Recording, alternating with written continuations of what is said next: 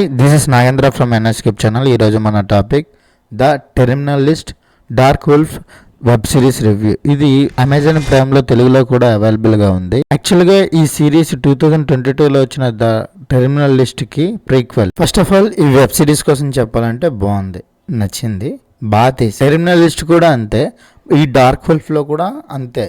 Story పరంగా ఏం లేకపోయినా దాన్ని ఎలా వివరించిన విధానం అయితే బాగుంది. సస్పెన్స్ బాగుంది, మెయిన్గా మ్యూజిక్ కానీ క్యారెక్టరైజేషన్స్ కూడా చాలా బాగున్నాయి. పర్ఫెక్ట్గా సింక్ అయ్యి ప్రతి క్యారెక్టరైజేషన్.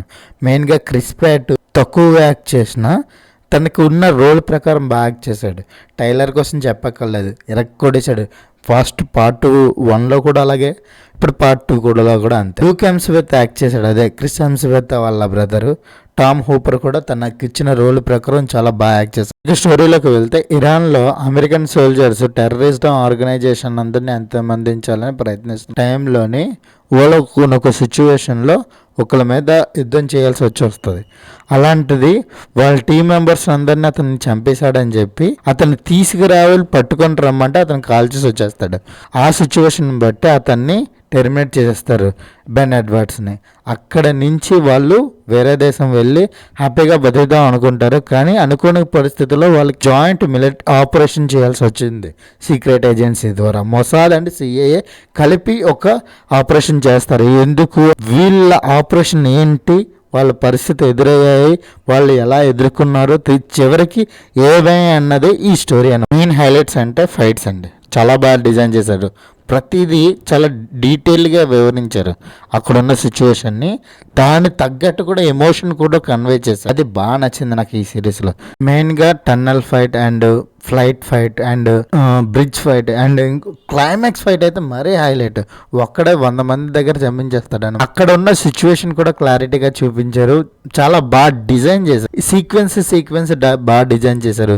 తర్వాత సస్పెన్స్ని కూడా చాలా బాగా ఎవరా ఎందుకు ఇలా చేస్తున్నారు అనే సిచ్యువేషన్ని, ఏంటి ఎవరు విలనా మనమే అనుకుంటాం అనమాట. పలానా వాడు ఒక్కొక్క టైంలో హీరో కూడా విలన్ అనిపించింది అనమాట. సిచ్యువేషన్ అలా ఒక్కోసారి తిప్పింది ఏంటంటే టామ్ హోపరే విలనేమో, అతనే ఇలాంతా చేస్తారు, బెన్కి ఎగైనెస్ట్ అయిపోతున్నాడు. ఇలా ఇదంతా క్రిస్ ప్యాట్ ఇది ఎందుకున్నాడరా బాబు ఈ సిరీస్లో అనిపించింది. కానీ తనకు కూడా మంచి రోల్ పడడం వల్ల బాగానే ఉంది. లూక్ హెమ్స్వర్త్ అసలు విలనేమో ఎగ్జాక్ట్ విలన్ రోలే తీసుకున్నారేమో అనుకుంటాం. కానీ ప్రతి క్యారెక్టరైజేషన్ కూడా వాళ్ళు ప్రాపర్ రీజనింగ్ ఇచ్చారు, అది బాగా నచ్చింది. ఎందుకంటే ఒక ఏజెంట్ ఉంటే ఆ ఏజెంట్కి బ్యాక్ స్టోరీ లేకపోతే ఇంత స్టోరీ పెట్టినా వేస్ట్. సిరీస్లో కొత్త విషయం ఏం చెప్పారంటే, మనకి యాక్చువల్గా యురేనియం అనేది ప్రాసెస్ చేసిన తర్వాత మనం చాలా హై క్వాలిటీతో మనం ట్రాన్స్ఫర్ చేయొచ్చేమో అనుకుంటాం. కానీ ఒక ఇన్స్ట్రుమెంట్ ద్వారా ఈజీగా మనం ట్రాన్స్ఫర్ చేయొచ్చు అనేది మనకి క్లారిటీగా చూపించారు. అన్ని పాజిటివ్స్లో చెప్తున్నా, నెగిటివ్స్ లేవా అంటే ఉన్నాయి. స్టోరీ పరంగా మనకి స్లో అనిపిస్తుంది అనమాట. స్టోరీలో స్లో ఉండడం వల్ల కొంచెం బోరింగ్ అనిపిస్తుంది. క్యారెక్టరైజేషన్ కూడా ఒక్కొక్కరు విధంగా ఒక్కొక్క రకంగా ప్రవర్తిస్తుంటాయి.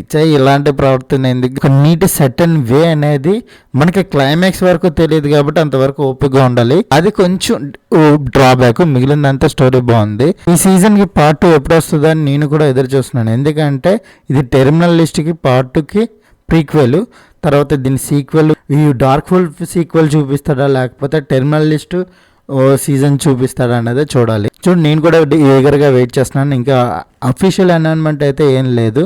ఓకే, ఈ వెబ్ సిరీస్ నేను ఇస్తున్న rating 2.25 out of 5. This Nagendra from NScape channel. Please subscribe my channel. Thank you for watching.